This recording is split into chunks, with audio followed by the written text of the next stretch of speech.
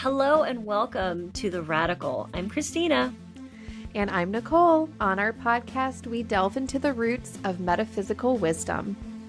That's right, Nicole. Our podcast is all about exploring those fundamental truths and practices that nourish your mind, body, and spirit. Yes, Christina, we want to make metaphysical concepts easy to understand and accessible, especially for those who don't have a ton of time to do all the research. Right? We'll do the research as well as share our experiences and perspectives, hoping to empower you, our listener, to find balance and magic in your day-to-day. Inspired by the essence of the word radical, proceeding from the root, let's explore the roots of well-being and self-healing together. This is The Radical with Christina and Nicole, two metaphysical girls in the material world.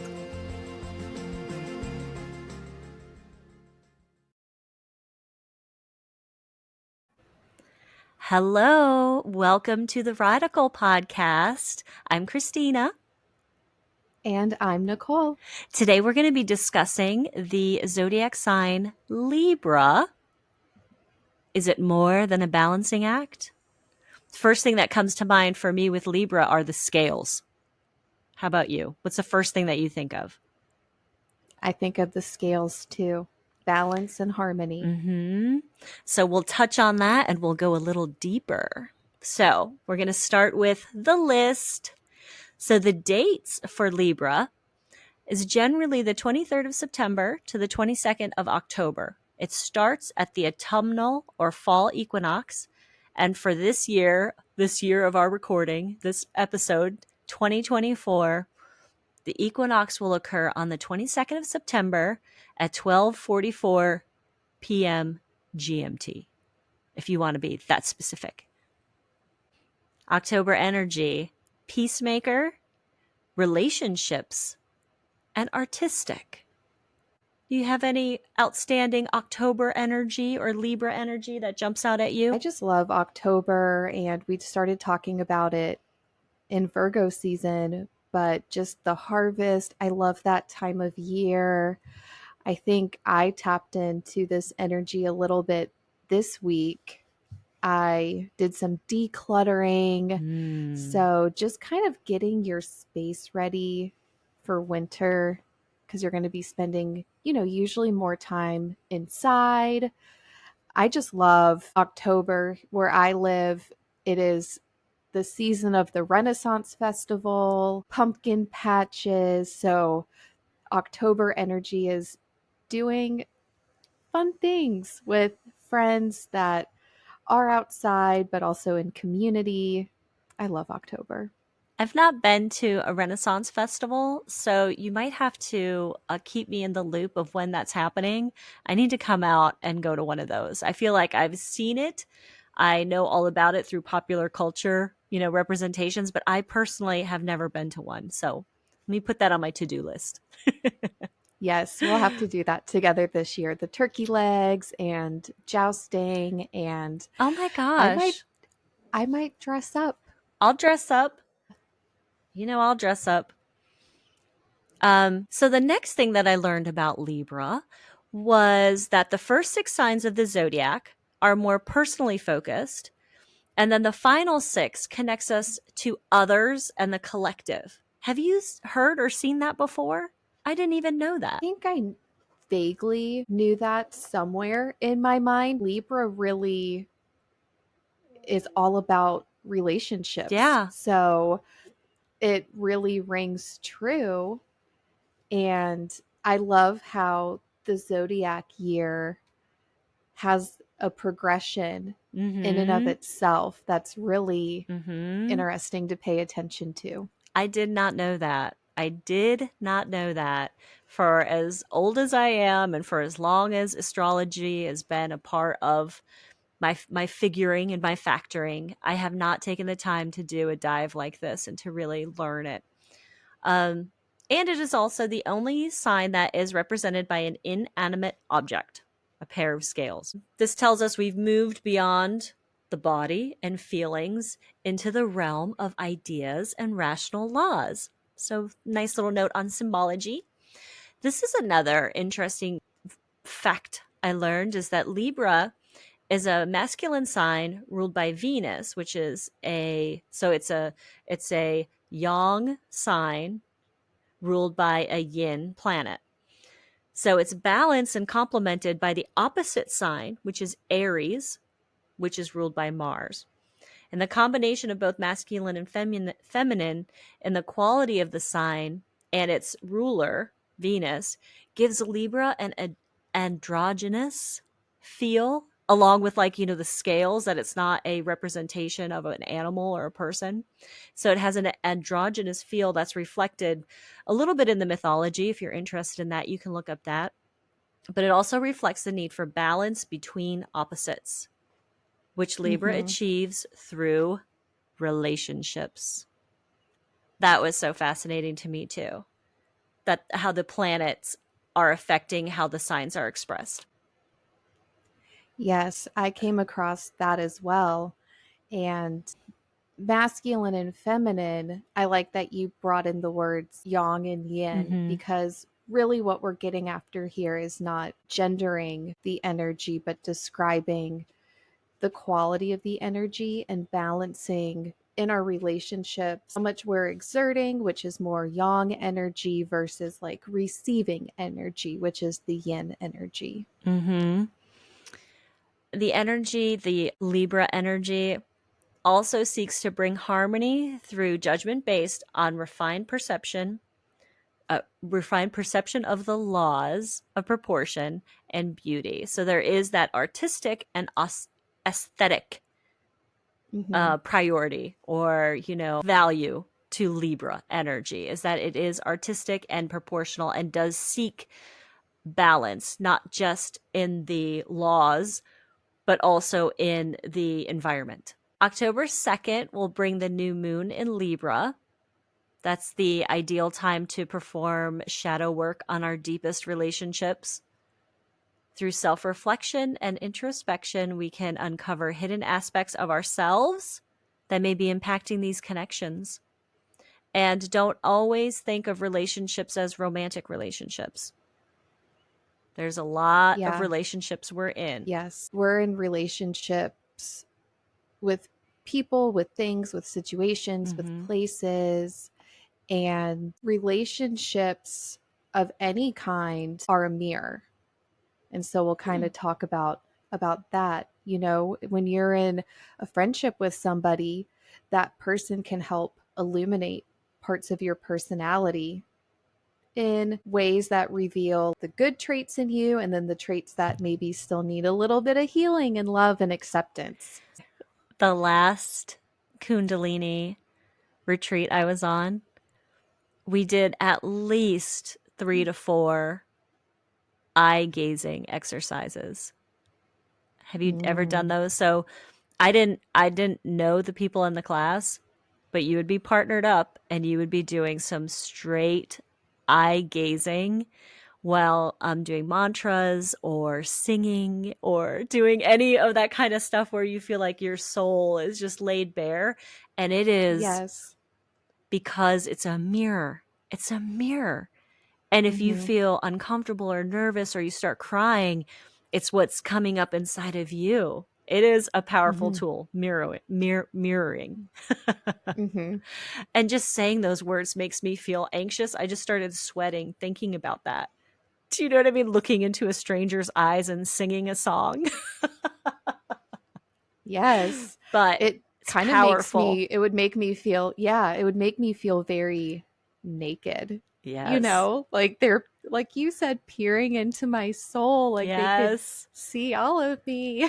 Oh, it is a powerful, powerful tool. The ruling planet of Libra is Venus, as we just mentioned. And if you're interested in the planet's influences, exalted is Saturn, the fall is Sun, and the detriment is Mars. Element is air. When I was doing my research, breathwork came up for a practice to do when we're in an air sign.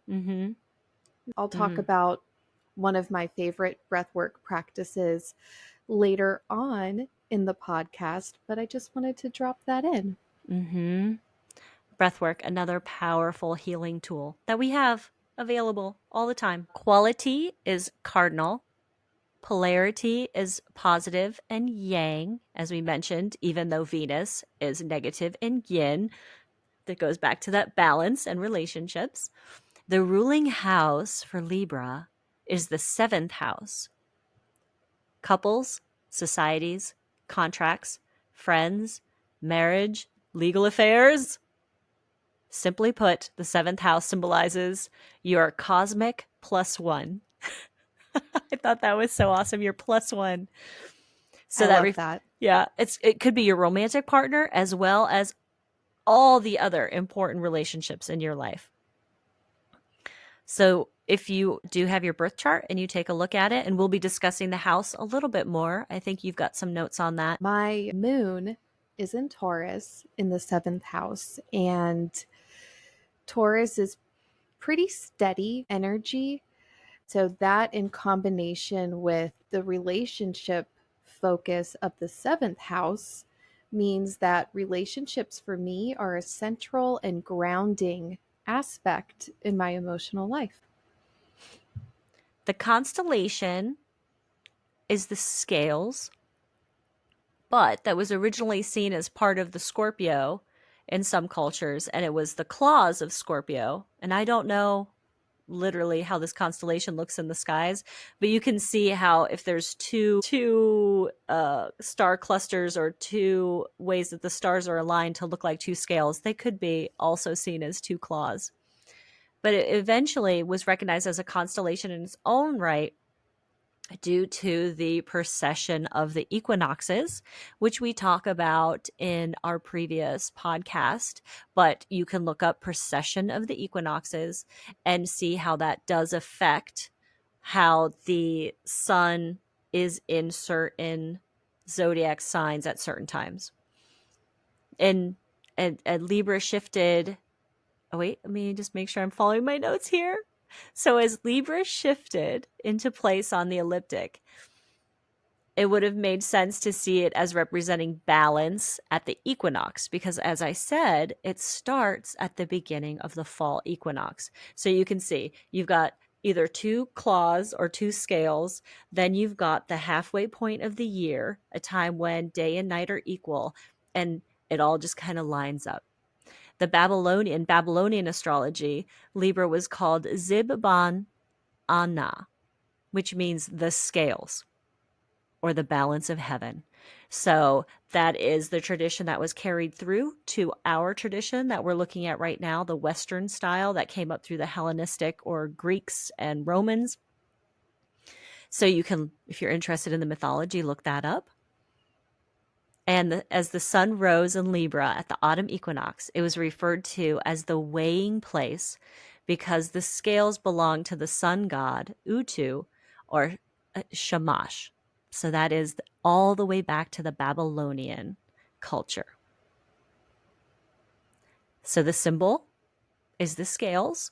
And as we said, it is the only zodiac sign represented by an object.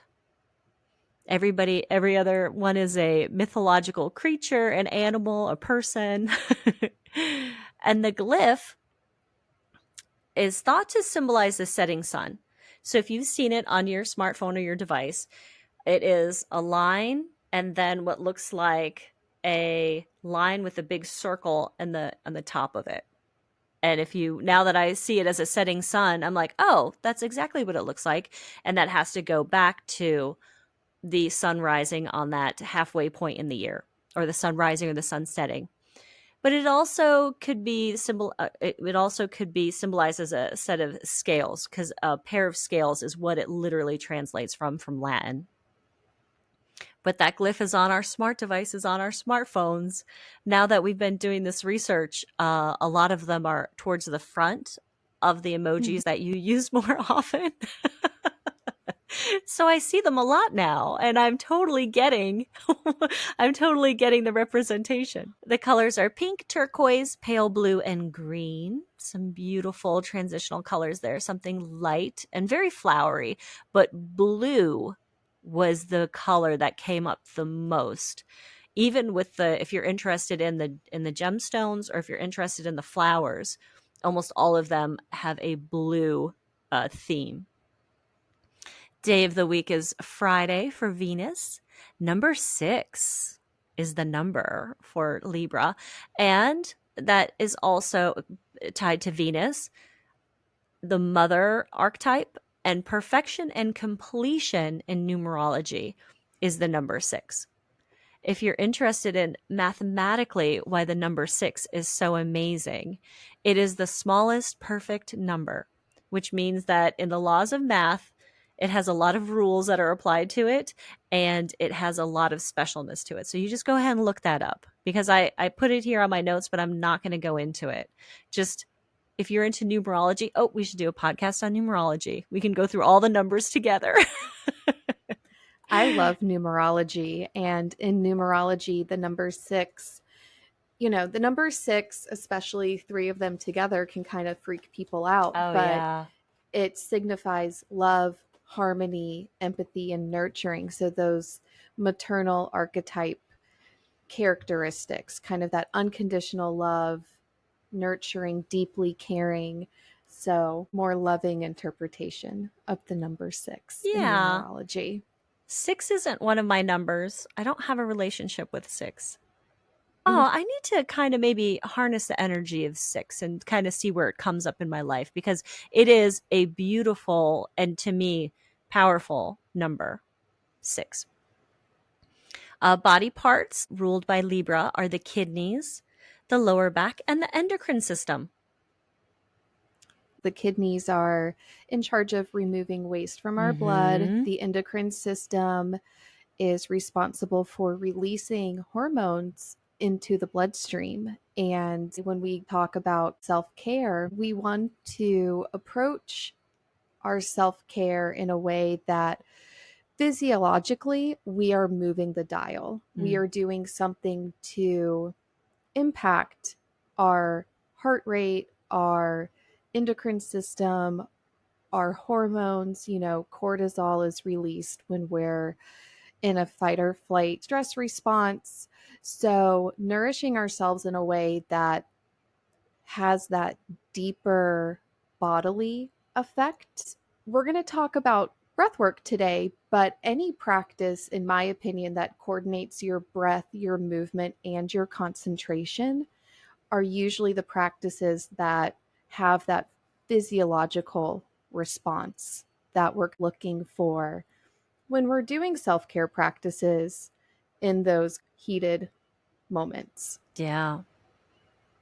That's why, I mean, the meaning of yoga is to yoke, or to unify, which is body, breath, and concentration. That's why yoga is so effective for a lot of people who are looking to go on a healing journey of the self. Chakra is the heart chakra, associated with love, compassion, and harmony, because it is Libra, so harmony. The metal for Libra is copper, and copper is represented by the goddess of love, or Venus, or just going all the way back even further than that. Across centuries and cultures, copper has innate properties that can energize and revitalize your mind, body and soul, but also it is believed that copper can bring balance and stability. So if you have any interest in that, just go ahead and open source search copper, and you will be treated to many, many, many opinions and studies. So the virtues of our Libra, if you have the Libra in one of your big 3, as we say, the sun, the moon, or the rising, or even if it's expressed in one of your other planets, or even the Libra energy of this time of year, is diplomatic, sociable, peaceful, tolerant, understanding. I love that. Very balanced, careful, impartial, kind, and lovers of harmony, and defenders of what is right. That's the energy that's the energy that I want to build in myself. And then the flaws, though, of this Libra energy is moody, capricious, indecisive, complex, impatient, pessimistic, vain, superficial, influenceable, influenceable, doesn't sound like I'm saying that right, nosy, and dependent. So you can see the highs and the lows, and some of them are, the opposites, right? And some of them are a little more complicated than that when we talk about high or low expressions of Libra energy.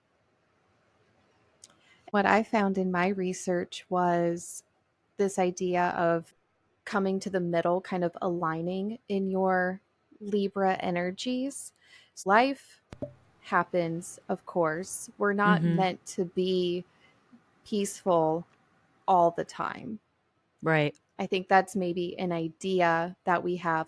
I should be peaceful and content all the time.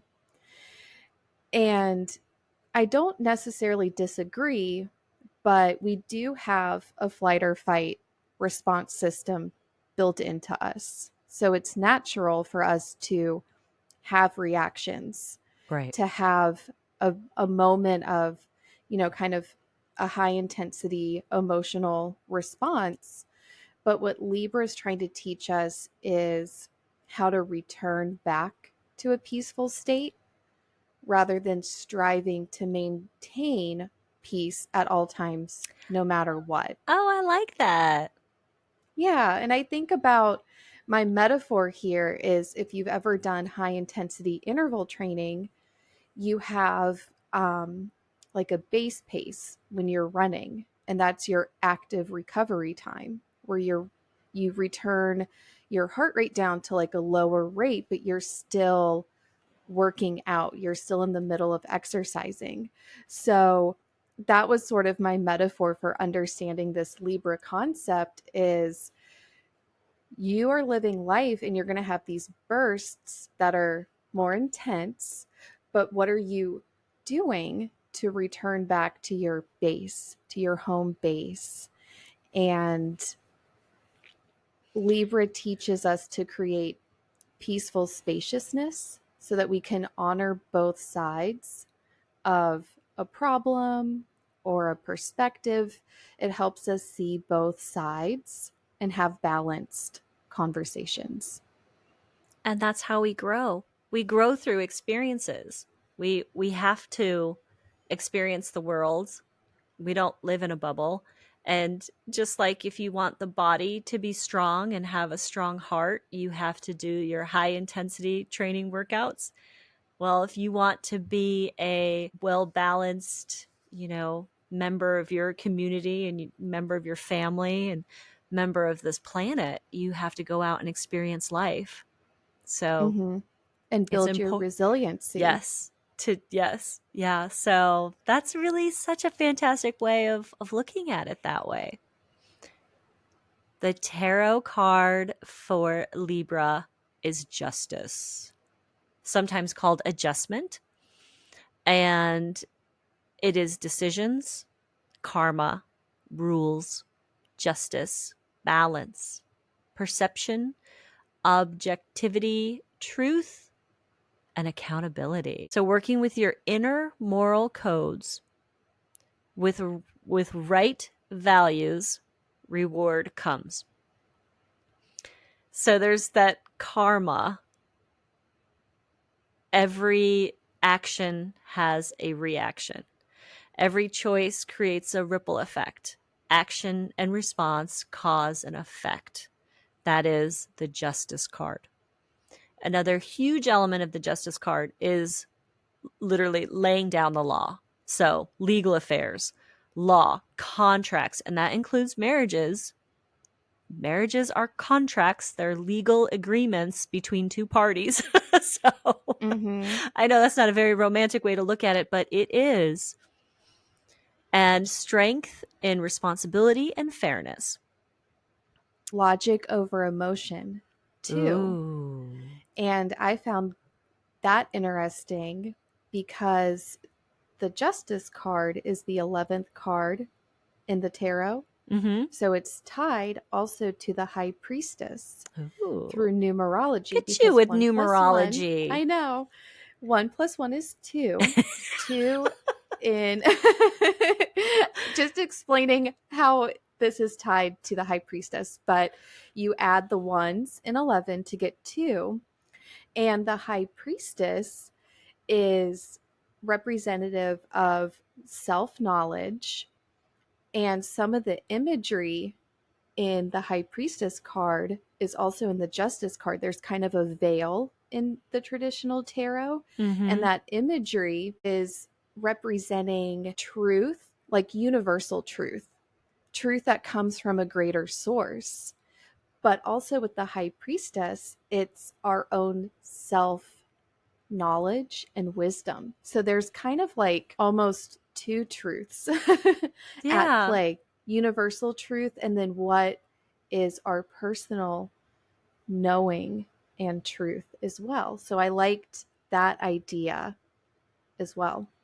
It's also wonderful that you bring that up because the high priestess is in the first part of the tarot deck.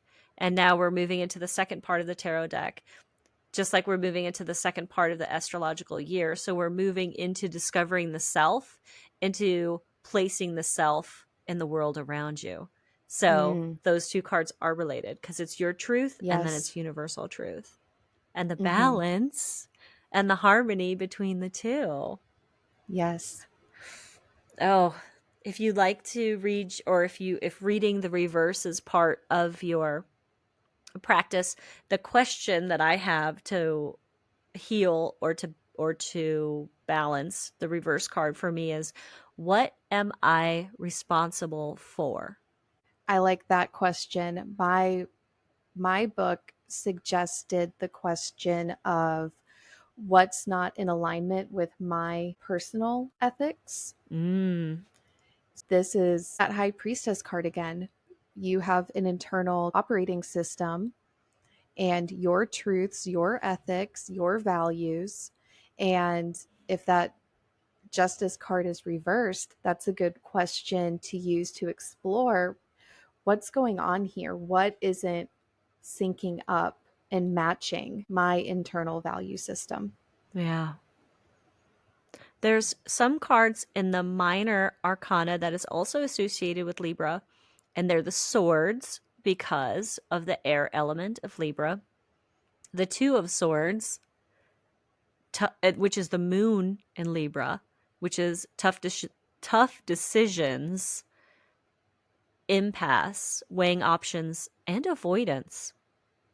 The three of swords is Saturn in Libra, and that is always a powerful card to look at if you've seen it. Generally, it's swords piercing a heart, and it's heartbreak, emotional pain, sorrow, grief, hurt, and loneliness. And the Four of Swords, which is Jupiter in Libra, and this is rest, relaxation, meditation, contemplation, and preparation. So even in those three cards right there, you can see part of the journey of, Mm-hmm. of tough decisions, heartbreak. Oh, now it's time to recuperate. Mm-hmm. I like that this card brought up the idea of archetypes. Mm. I came across the word jurisprudence, which is the study of the law and that upon which actual rules of law are based. So what is the basis of our governing laws? I thought that was really fascinating. Oh, That kind of touches on this greater source of universal truth. What is it that kind of makes things generally right and generally wrong? So, jurisprudence, the study of jurisprudence. the law and that upon which the actual rules of law are based. That is well past history 101, I'm sure. Or, criminology 101. Where is every society's right and wrong come from? So that's the conclusion of our list. Our facts and information about Libra. Moving into our next segment where we dive a little deeper, I noticed a pretty big theme of detoxification. Mm-hmm. This is the time of year where the leaves are changing in the northern hemisphere. They're falling from the trees. Animals begin to prepare for hibernation. The sun begins to set earlier and Mm-hmm. earlier, so there's less daylight. Usually there's quietness, it gets quieter. Maybe it used to in our modern society with electricity, laptops, internet, the way that we approach our work. I don't know. I don't know if we really embrace the quiet of the season the way that maybe our ancestors were forced to because Mm-hmm. of the sun setting and not having electricity. But this is a great time of year to detox energetically and physically. I mentioned earlier that I think I tapped into this energy a couple days ago. I completely rearranged my bedroom furniture, decluttered. I love doing that. Oh, I love it. Yeah, kind of minimalized a little bit, gathered some things up to donate. So, as I was doing that, because it was sort of like that spring cleaning where Mm-hmm. you feel really energized and you want to get everything cleaned up and organized. And a little bit of that organizational energy from Virgo, but I was contemplating while I was cleaning, like, is this a natural kind of feeling I have to do all this? Because in the winter, we're inside more. Am I preparing my space for that? Am I creating room for like, the holidays? We put a lot of Yeah. decorations out. So it was that preparing for winter, preparing for the holidays. I put up some string lights in my bedroom to be kind of Cute. festive for the holidays. Even though we're in September, it's that preparation, that harvest energy continuing from Virgo. We chatted a little bit. Oh, I was going to say we chatted a little bit about Oktoberfest and the Virgo, but that is the that's September. That's right now at the end of October.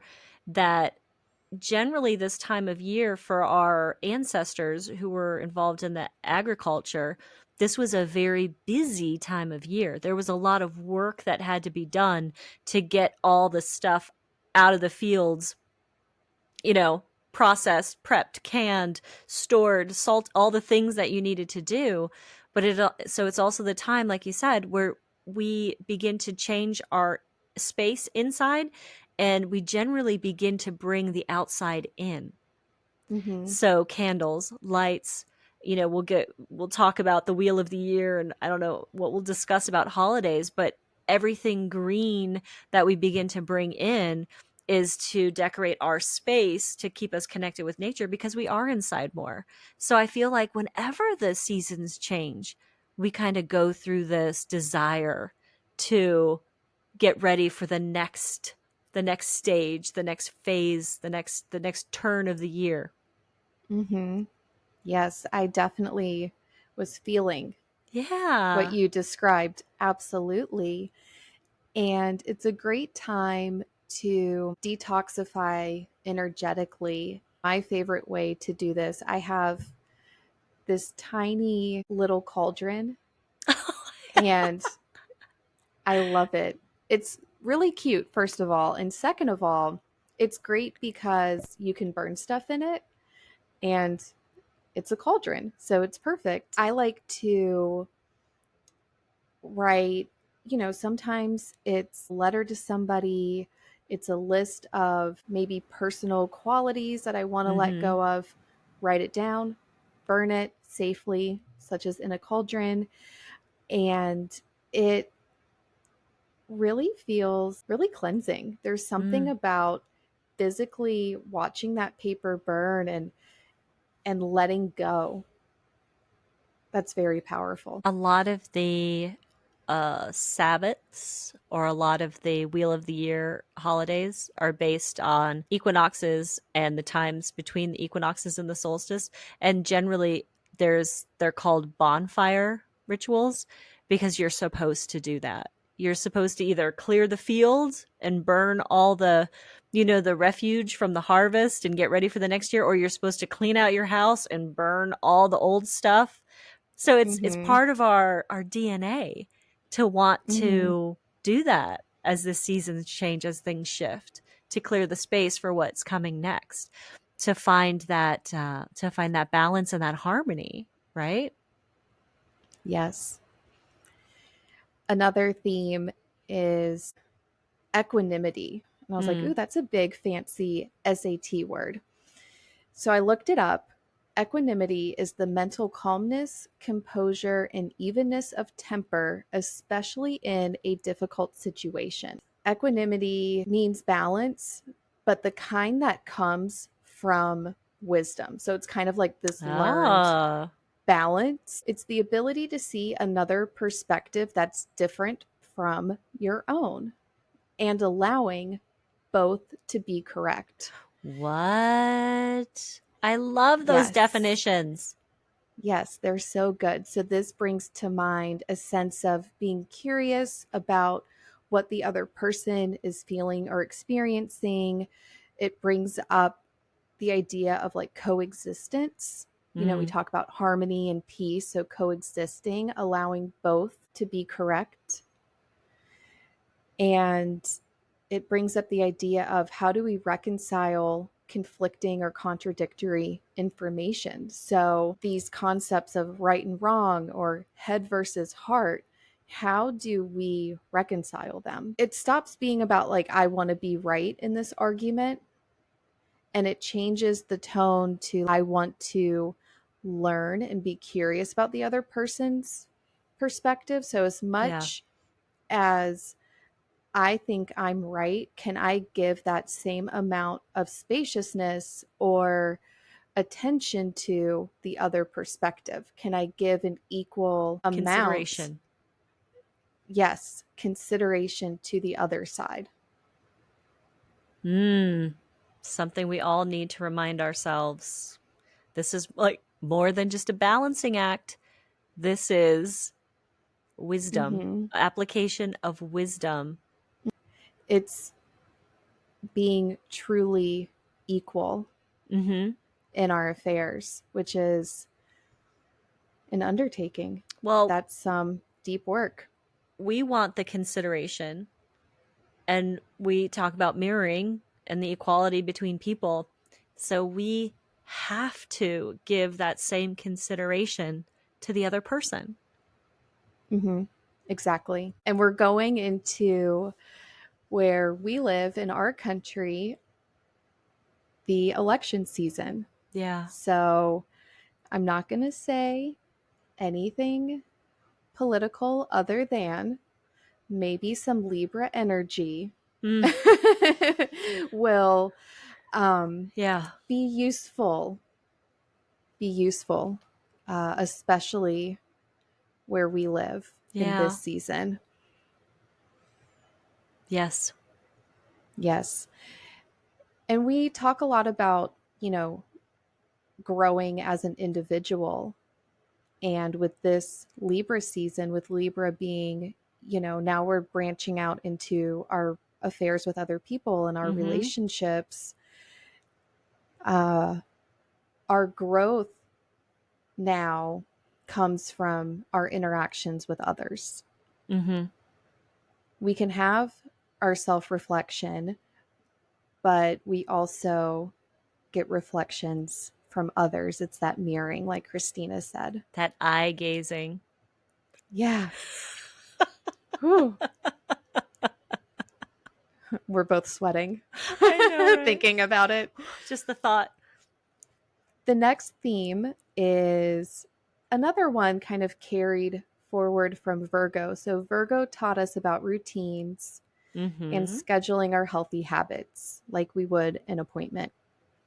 And Libra continues to teach us about this, but it also is teaching us how to assemble our toolkit. So, what practices do we have that we know, that we like, that we're familiar with, what have we assembled in our toolkit as like a rescue practice, so that when we do have those high intensity moments, we can recover, we can return to our center after life is lifey.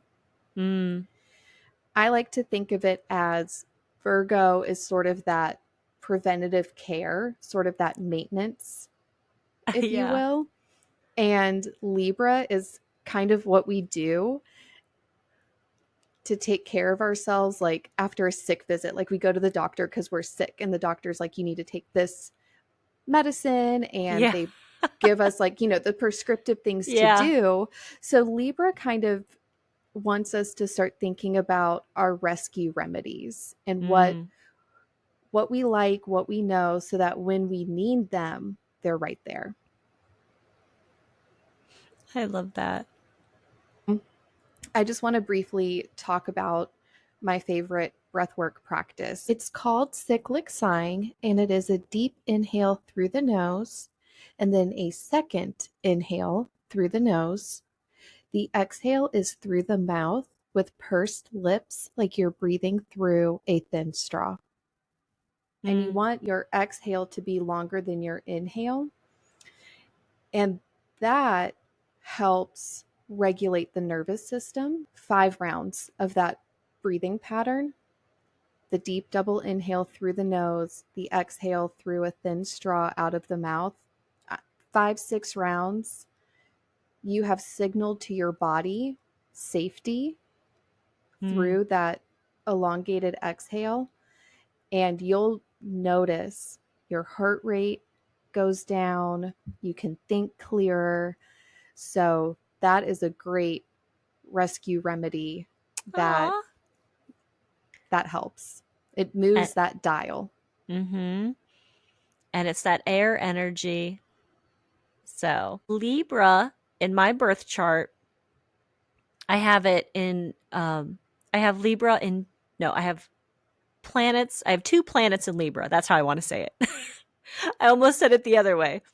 I have Uranus, and Uranus rules innovation, rebellion, and progress.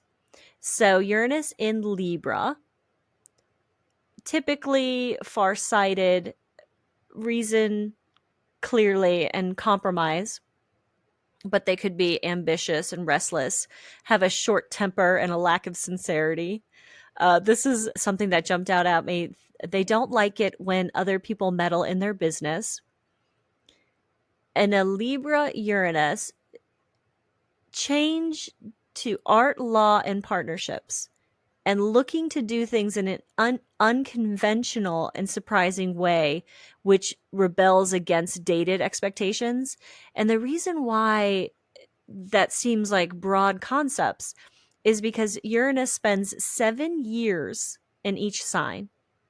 So it was in Libra, and how it affected me is from October 1968 to September 1975. And I was born in 75, so I was in that time frame. So that is enough to affect that, it's like a mini generation, I guess, 7 years, and changes social justice, diplomacy, music, and the arts. So that is kind of the effect that the outer planets have in your birth chart. How, not just how you are, but how the people who were born when you were born are relating to the world. So it's not just about you, it's about the collective, which for me, being a Libra, being the Libra sign, that makes sense because it is my relationship with more about my relationship with the outside world. Pluto, also, I've got 2 outer planets in Libra. Pluto it rules over power, intensity, obsession, and control. So people born with Pluto and Libra are just, fair, and balanced, passionate about eliminating injustice, promoting peace, trying to make the world a better place. Pluto was in Libra from 1971. Do I have this right? 1971. I think I'm looking at that incorrectly. No, right. 1971 to 1984. So we're striving for social progress and equality, but on the downside, this generation tends to be indecisive, superficial, and people pleasing.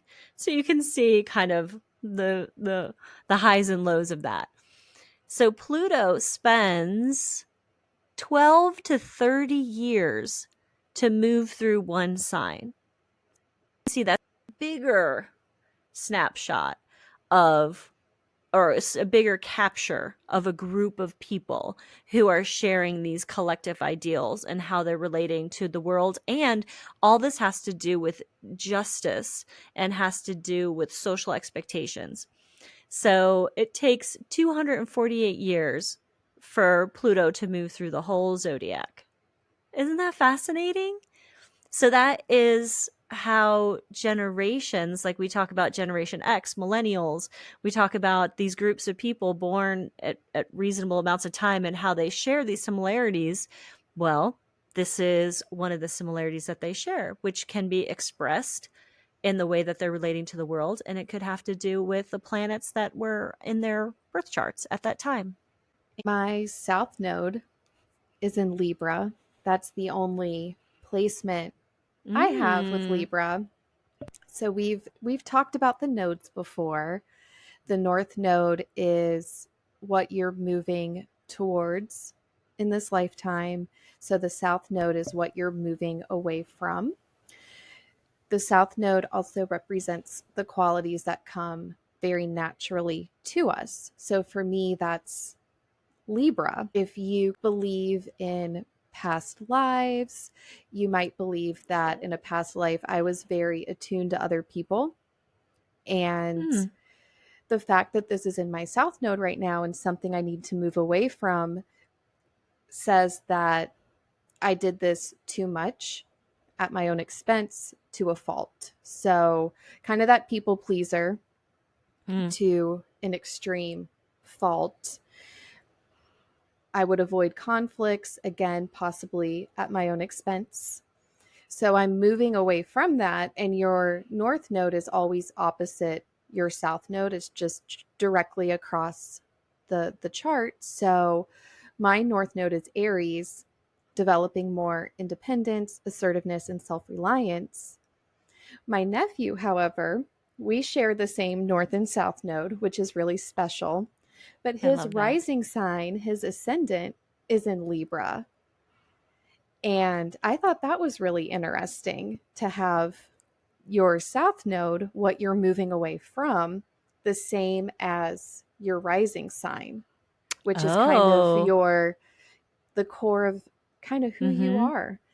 I thought that was a really interesting combination. And this suggests really focusing on finding a balance between balance.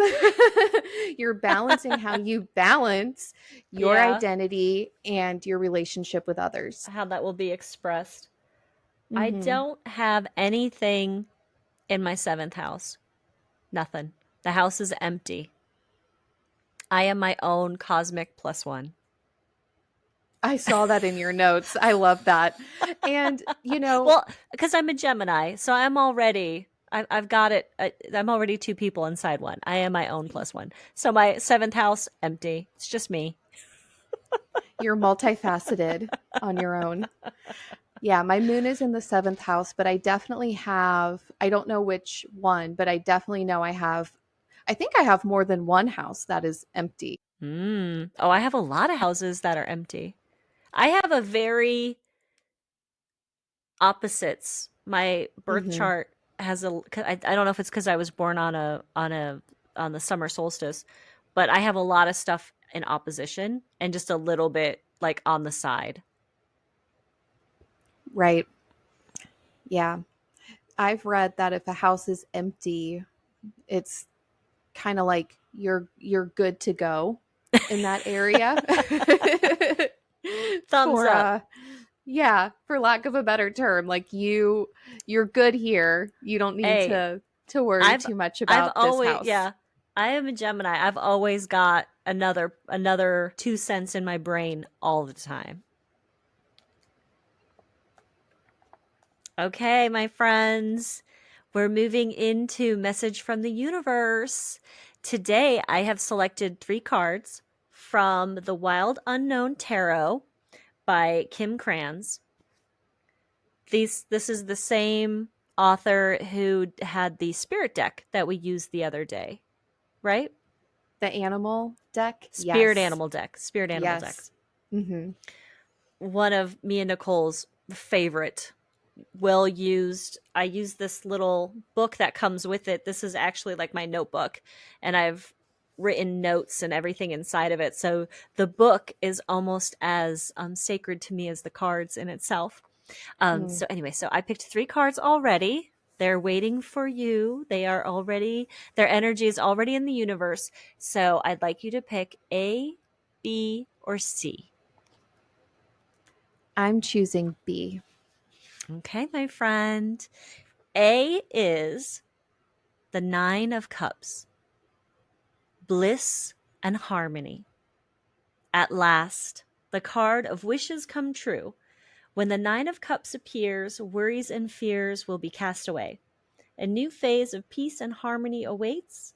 The world seems to be granting your every wish. Good health, happiness, and even material gains are headed your way. Enjoy. Enjoy. Enjoy. 9 of Cups, the card of yes. That is what I often see when I think of when I see the 9 of Cups, and that is Jupiter in Pisces, if you like the astrology of the cards. Okay. B.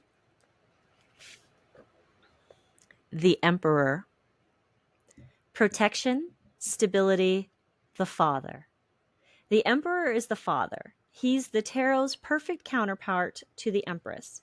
He represents the side of you that's protective, decisive, and truly stable. He brings clarity of mind, and this in turn leads to actions or decisions. Sometimes this card is literal and points to a paternal relationship in your life. At other times, it suggests reconnecting with the part of you that stands strong and tall and knows just what to do. With help from the sun, the Emperor can see for miles and miles. And this card, the Emperor, is represented by a tall, tall tree with the sun in the background. And that is Aries the Ram, or Mars, for the Emperor. Okay, last card, C. Son of Pentacles, or Knight of Pentacles. Loyal, quiet, dedicated. The good side of the Son of Pentacles is that he's loyal and determined. He's inventive and can be trusted wholeheartedly. But sometimes this figure becomes stubborn and persistent to a fault. This, combined with his quiet nature, results in his being hard to get to know and socially awkward at times. He commonly has only 1 or 2 close friends rather than many. And the Son of Pentacles is a Virgo card. Mutable Earth. Which is interesting because we were just in that Virgo energy and in that Virgo time. Some beautiful cards. I hope they bring everyone a little bit of, maybe a little bit of clarity, maybe a little bit of direction, maybe a little bit of questioning, like, what does that mean? Sometimes it makes sense, sometimes it doesn't. That is what I've learned in the tarot world. But eventually, this is why I'm such a big fan of journaling. Eventually, the answers are revealed. And then you can go back and be like, that's why I got that card at that time, or that's why that happened at that time. The universe is unfolding itself in front of us. But that's our messages from the universe. And our podcast on Libra. Thank you for joining us. It was so much fun talking about all this. Thank you, everyone, for tuning in and listening. And we'll be back next week. Bye, everyone.